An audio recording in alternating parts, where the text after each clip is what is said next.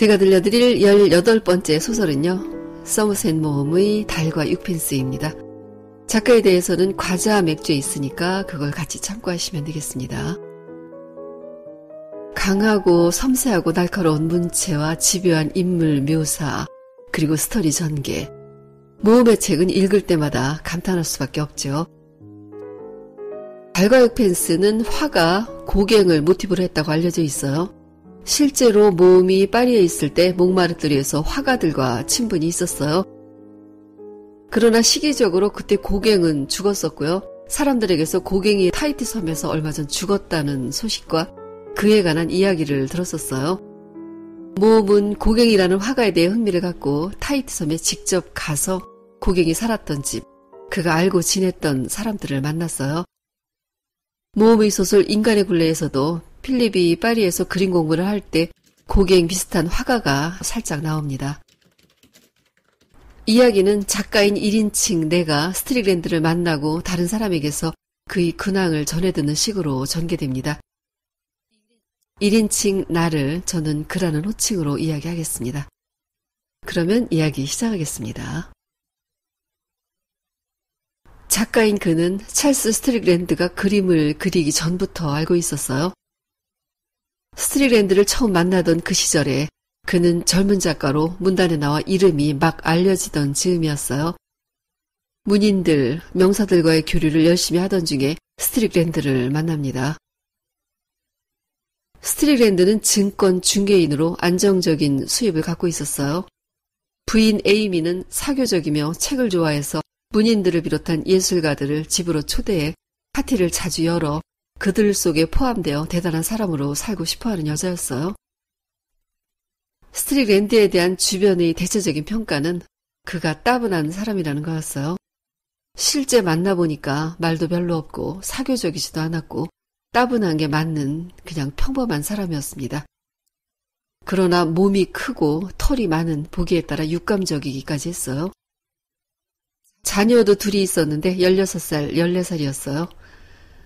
부인은 주변을 우아하게 꾸밀 줄 알아서 집은 언제 봐도 깔끔했고 상쾌했고요. 가구와 인테리어는 간소하면서도 아름다웠습니다. 그들은 결혼한 지 17년이 되었고 이 가족은 앞으로 사는 동안 아무 걱정 없이 품위 있고 행복할 것으로 누구나 예상했습니다. 그런데 어느 날 사건이 일어났습니다. 스트릭랜드가 가족을 버리고 도망을 쳐버린 거였어요. 얼마 전에 이 가족은 시골에 휴가를 갔었고 스트릭랜드는 직장일로 먼저 런던으로 돌아왔었어요. 그리고 얼마 후 아직 휴가지에 있는 부인에게 그가 보낸 짧은 편지가 도착했습니다. 편지의 내용은 다음과 같았어요. 에이미 보시오. 집안은 잘 정돈되어 있으리라 생각하오. 하녀 앤에게 당신이 말한 대로 일러두었으니 돌아오면 당신과 아이들 식사가 준비되어 있을 것이오. 하지만 나는 당신을 보지 못하오. 당신과 헤어지기로 마음먹었소. 내일 아침 파리로 떠날 작정이오. 이 편지는 그곳에 도착하는 대로 붙이겠소. 다시 돌아가지는 않소. 결정을 번복하진 않겠소. 부인 에이미는 물론이고 남편의 직장에서조차 전혀 눈치채지 못했던 일이었어요. 발칵 뒤집혔죠. 모두들 그가 여자와 사랑에 빠져 도망친 걸로 추측했습니다. 에이미는 작가인 그에게 파리로 가서 남편을 만나달라고 간곡히 부탁했고 그는 바람난 남편을 너그러운 아내에게 돌려보내는 신뢰받는 친구의 역할을 하러 파리로 갔습니다. 그러나 명예와 의무를 저버리고 이름 모를 미녀와 호사스러운 생활을 할 것이라는 사람들의 예측은 틀렸어요. 그는 허름한 숙소의 비좁은 방에 살고 있었습니다. 다만 더없이 편해 보였어요. 많은 질문을 했지만 정작 당사자는 간단히 뱉듯이 하나도 망설이지 않고 대답을 했습니다. 에이미에게 불만도 없지만 애정도 없다고 했어요. 그 사람을 17년이나 먹여 살려왔으니 이제는 혼자 힘으로 살아볼 수 있을 것이며 애들은 그동안 편하게 다른 집 애들보다 훨씬 호강했고 엄마도 있고 애들 이모네도 있으니 괜찮을 거라고 말했습니다. 자식들을 사랑하지 않냐고 묻자 어릴 때는 귀여워했지만 다 크고 나니 별 감정이 들지 않아서 괜찮다고 말했어요. 왜 부인을 버렸냐고 묻자 그림을 그리고 싶어서라고 대답했어요. 어릴 적에 화가가 되고 싶었지만 아버지가 그림을 그리면 가난하게 산다고 못하게 했기 때문에 안 했다고 했어요. 그러나 1년 전부터 야간반에 나가 그림을 배우기 시작했다는 거였어요. 그림은 대개 17, 18세 애들 시작하는데 지금 너무 늦지 않았겠냐고 하니까 18살 때보다는 오히려 지금이 더 빨리 배울 수 있다고 간단히 대답했습니다. 몇 번 더 대화를 시도했지만 스트릭랜드는 그 외의 이야기를 해줄 것 같지 않았어요. 이미 그에게 인습이나 평판 이런 건 전혀 상관없어 보였습니다. 런던으로 돌아와 에이미에게 이야기를 전해주었어요. 에이미는 남편과 그림을 전혀 매치시키지 못하고 살았던 걸 스스로도 신기해했습니다. 그녀는 남편이 다른 여자랑 사랑 때문에 나간 게 아니라면 이제 자신들의 관계는 끝났고 아마 남편은 절대 돌아오지 않을 거라고 했습니다. 얼마 전 파리로 가달라고 부탁하면서 만나거든 남편을 설득해 다시 집에 돌아오게 하겠다거나 아직도 사랑하고 있다는 말을 전해달라고 할 때와는 전혀 달라져서 이제는 그가 지독히 불행하게 살기를 소망한다는 악담까지 했어요. 그녀는 그래도 다른 사람보다는 남편을 조금은 알고 있었던 거였어요. 5년이 흘렀습니다. 그는 작가로서의 명성을 쌓아가고 있었어요. 그러던 중 런던이 따분해져서 당분간 파리에서 살기로 했습니다. 파리에서 친구인 더크를 만났어요. 더크는 네덜란드 사람으로 화가예요. 솜씨는 형편없지만 그림이 잘 팔려서 돈을 잘 벌고 있었습니다. 그는 아주 착하고 순수한 사람으로 친구들은 그의 친절을 받아들이기는 하면서도 고맙다는 생각을 하지 않았고 그에게서 돈을 뜯어내는 일은 쉬웠어요. 더크는 끝없이 상처받으면서도 천성이 착해서 앙심을 품는 법이 없었어요. 비록 엉터리 화가였지만 미술에 대한 감각만은 아주 섬세했고 비평은 날카로웠습니다. 작품을 볼 줄 아는 사람이었고 정확한 안목을 갖고 있었어요. 더크는 얼마 전에 결혼을 했고 몽마르트의 스튜디오에 자리를 잡아 살고 있었습니다. 아내 블란치는 순수한 매력 있는 여자였어요. 외모가 별로인 더크 같은 남자와 왜 결혼을 했을까 하는 생각이 들 정도였습니다. 그들 부부는 생각만 해도 마음이 훈훈해지는 그림 같은 한 쌍으로 보였어요. 그들이 가진 것이라고는 스튜디오와 침실 하나, 작은 주방뿐이었어요. 더크가 그림을 그리는 동안 그녀는 장을 보고 점심을 만들고 바느질을 하면서 하루를 온통 개미처럼 부지런히 일했어요. 저녁이면 스튜디오에 앉아 바느질을 했고 더크는 그 옆에서 음악을 연주했어요. 더크는 아내를 너무 사랑했고 그녀로 인해 그의 얼굴은 행복함을 숨길 수 없을 정도였습니다. 더크는 스트릭랜드를 잘 알고 있었어요. 더크는 스트릭랜드가 천재라고 말했어요. 그는 놀랐습니다. 그림을 시작한 지 5년 사이에 천재 소리를 들을 수 있다는 게 믿을 수 없었죠. 더크는 그가 대단한 화가가 될 것이며 지금부터 100년 후에 사람들이 우리를 조금이라도 기억해 준다면 그건 전적으로 스트릭랜드와 알고 지낸 덕분일 거라고 말했습니다. 그러나 스트릭랜드는 아주 궁핍하게 살고 있었어요. 사람들이 아직은 모르는 그의 천재성을 더크만이 확신하고 있었던 거였죠. 그러나 스트릭랜드는 자신이 천재성을 알아주는 더크에게 무자비하게 대하고 있었어요. 더크의 아픈 데를 찾아서 악담을 해대고 느닷없이 공격을 했고 심한 모욕도 주었습니다. 착한 더크는 늘 상처받았지만 참아내고 있었어요. 그는 5년 만에 스트릭랜드를 만났습니다. 그 사이 알아보지 못할 정도로 변해 있었어요. 손질하지 않아 더부룩하게 자란 머리, 몸은 너무 야유였고 볼이 움푹 파인 얼굴에는 눈만 커다랗게 보여서 마치 시체를 보는 듯 했어요. 옷은 다 해지고 더러운 손은 뼈와 힘줄만이 앙상하게 남아 오히려 크고 억세해 보였습니다. 일상의 안락에 철저히 무관심했고 음식은 시장기를 달래기 위해 먹는 것에 불과했어요. 관능적인 사람이면서도 관능적인 일에는 무관심했고 궁핍한 것에 대해서도 무심했어요. 그는 그림만 그렸습니다. 남의 도움을 받기 싫어하는 성격이라 앞선 세대들이 발견해놓은 기법적인 문제의 해결책을 혼자 힘으로 발견해내느라 많은 시간을 허비했어요. 그가 무엇을 목표로 삼는지는 아무도 몰랐고 자신도 모르는 것 같았습니다. 자기 그림을 사람들에게 보여주지도 않았고 팔려고도 하지 않았어요.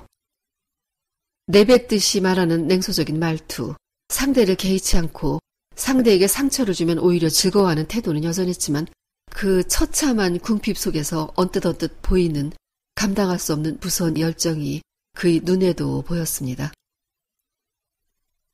어느 날 스트릭랜드가 며칠째 보이지 않자 덕후와 함께 숙소로 찾아갔습니다. 그는 병이 들어 거의 죽어가고 있었어요. 덕후는 그를 자신의 스튜디오로 데리고 가고 싶어 했어요. 죽게 둘 수는 없으며 누군가 돌봐주어야 한다고 생각한 거죠. 덕후의 아내 블란치는 평소에 그녀답지 않게 극렬히 반대했지만 결국 허락했고 그를 스튜디오로 옮겼습니다. 덕후는 제 일을 다 팽개치고 정성을 다해 간호했습니다. 그들의 생활 형편은 부부가 살기엔 부족함이 없었지만 그렇다고 낭비할 여유가 있었던 건 아니었으나 환자를 돌보느라 돈이 많이 들었습니다. 스트릭랜드가 무례하게 굴어도 꾹 참았어요. 그러나 덕후는 기가 막힌 일을 겪습니다. 그의 아내 블란치가 스트릭랜드를 사랑하게 된 거였어요. 사랑에 빠져 회복된 스트릭랜드를 따라 자기도 집을 나가겠다는 거였습니다.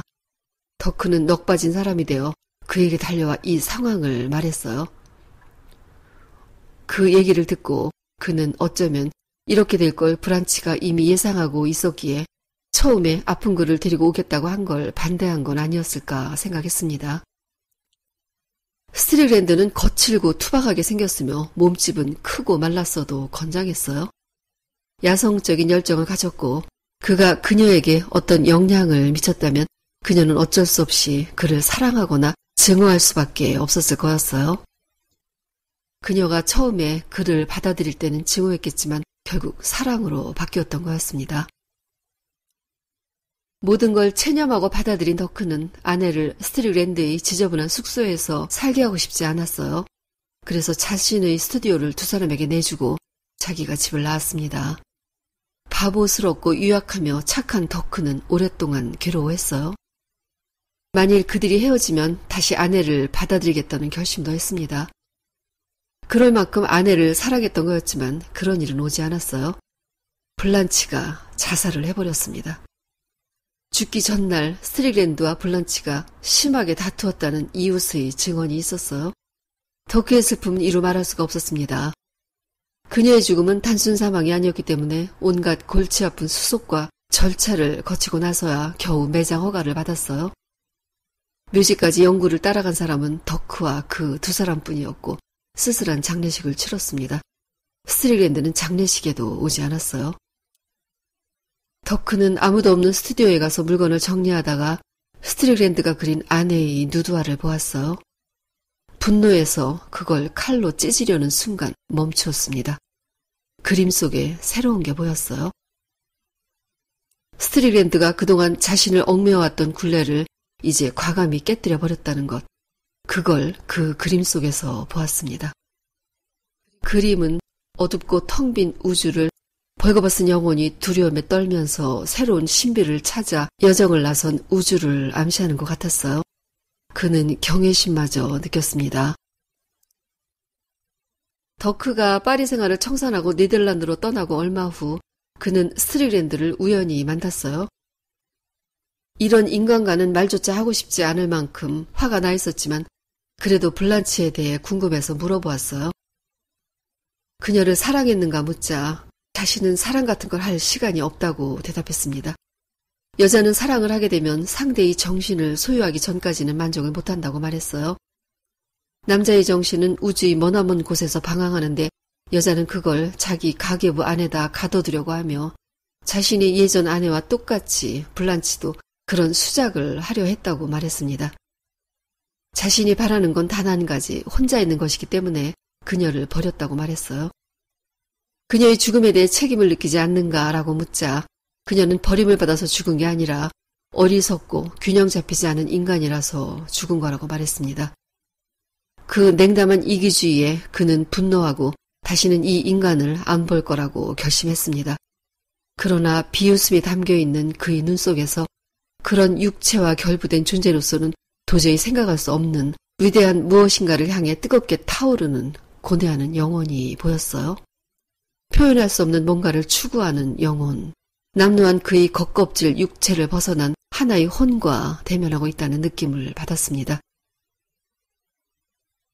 세월이 많이 흘러 15년이 흘렀습니다. 그는 일 때문에 타이티 섬을 방문했어요. 이미 9년 전에 스트릭랜드는 죽었습니다. 그가 마지막까지 머물다 죽은 곳이 바로 타이티 섬이었어요. 타이티에서 해야 할 일을 마치고 몇 사람을 만나 그들로부터 스트릭랜드의 이야기를 자세히 들었습니다.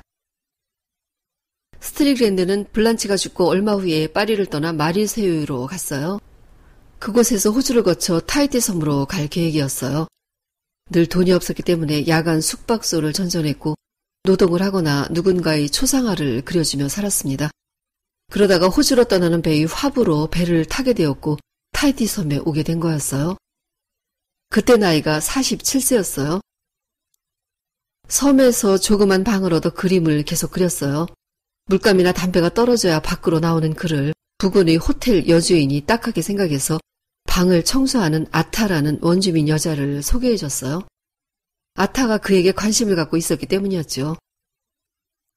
아타는 17살이고 살림을 잘했고 그동안 받은 급료를 저금해두고 있었습니다. 섬 안으로 깊이 들어간 곳에 집도 갖고 있었어요. 아타는 그와의 결혼을 원했고 그들은 같이 아타의 집이 있는 곳으로 갔습니다. 이후 3년간은 스트릭랜드의 생애에서 가장 행복했던 시절이었어요. 아타의 집은 섬을 빙 둘러나 있는 도로에서 8km 떨어진 곳에 있는 목조 방갈로였어요. 그들은 그곳에서 거의 나오는 일 없이 살았습니다. 스트릭랜드가 이따금 바닷가 바위에 나가 작고 예쁜 물고기들을 한 광주리씩 잡아오면 아타는 그걸 야자 기름에다 튀겼어요. 또 참게도 잡아와 요리를 했습니다. 아타는 가끔 마을 아낙네들과 산에 올라가 달고 맛있는 과일을 잔뜩 따서 그걸 상인에게 생필품과 바꾸기도 했습니다. 그는 하루 종일 그림을 그렸고 날이 어두워지면 베란다에 나가 담배를 피우며 밤하늘을 보았어요. 아타는 아이를 낳았고 출산을 도우러 온 할머니는 그대로 거기 눌러 살게 되었어요. 또 얼마 뒤엔 할머니 손녀가 와서 같이 살게 되었고 얼마 있어 젊은이가 한 사람 나타났는데 어디서 왔는지도 모르고 그도 역시 이들과 함께 살게 되었습니다. 이들은 다 함께 마음 편하고 행복하게 어울려 살았어요. 여기까지 이야기를 듣고 그는 의사를 한 명 만나서 스트릭랜드에 대한 이야기를 더 들었어요. 그 의사가 스트릭랜드의 마지막을 본 사람이었어요. 아프다는 말을 듣고 찾아갔을 때 스트릭랜드는 문둥병에 걸려 있었고 이미 치료 시기를 놓치고 있었습니다. 자신의 병명을 알게 된 스트릭랜드는 아타를 보내려고 했지만 아타는 그의 곁을 떠나느니 죽겠다고 했어요. 그녀는 이제 순하고 연약한 토박이 아가씨가 아니라 결의에 가득 찬 여인이 되어 있었어요. 그리고 얼마 후 다시 그곳을 찾은 의사는 그를 만나지 못하고 왔어요. 그가 만나길 거부했어요. 그는 방 안에서 그림만 그렸습니다. 의사가 필요한 게 없냐고 묻자 아타는 물감을 보내달라고 했어요. 그리고 2, 3년이 흐른 후 그가 위독하다는 말을 듣고 의사는 다시 그곳으로 갔습니다. 도착했을 때 이미 스트릭랜드는 죽었고 그의 뭉개진 시신 옆에서 아타가 흐느끼고 있었어요. 밝은 햇빛이 있는 밖에서 방으로 들어와 처음에는 어두워 잘 보이지 않았지만 차츰 시야가 열리고 악취가 풍기는 그곳에서 벽과 천장에 그려져 있는 그의 마지막 작품을 보았습니다. 그 대목을 읽어드릴게요. 방바닥에서 천장에 이르기까지 사방의 벽이 기이하고 정교하게 구성된 그림들로 채워져 있었다. 뭐라 형용할 수 없이 기이하고 신비로웠다. 그는 숨이 막혔다. 이해할 수도 분석할 수도 없는 감정이 그를 가득 채웠다. 창세의 순간을 목격할 때 느낄 법한 기쁨과 외경, 무섭고도 관능적이고 열정적인 것, 그러면서도 공포스러운, 그를 두렵게 만드는 것이 거기에 있었다. 감추어진 자연의 심연을 파헤치고 들어가 아름답고도 무서운 비밀을 보고만 사람의 작품이었다.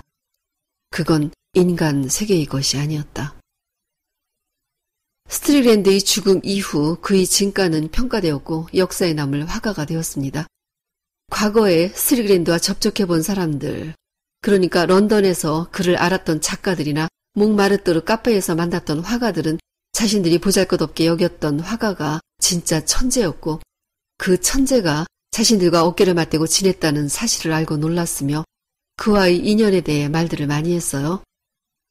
그리고 그는 런던에 가서 스트릭랜드의 부인이었던 에이미를 만났습니다.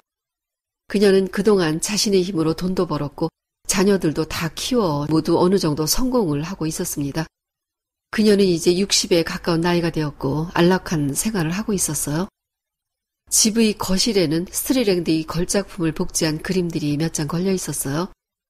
그녀는 자신의 능력으로는 원작을 가질 수 없고 저 복제 그림들은 베를린의 어느 출판사가 찍어낸 것으로 출판사 사장이 직접 보내준 거라고 했습니다. 이 그림들이 위안이 된다고 했어요. 그녀는 예전과 하나도 변하지 않은 사교성과 적당한 위선을 그대로 가지고 있었어요.